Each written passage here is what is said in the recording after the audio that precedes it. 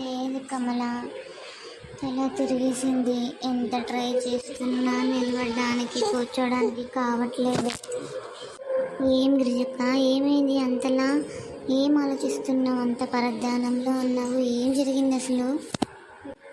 అయ్యో, ఏం చెప్పమంటావు? మా ఆయన చేసిన దానికి కనీసం నాకు అన్నం లేదు, నీళ్లు లేవు. అసలు తాగుబోతులు నా కొడుకు.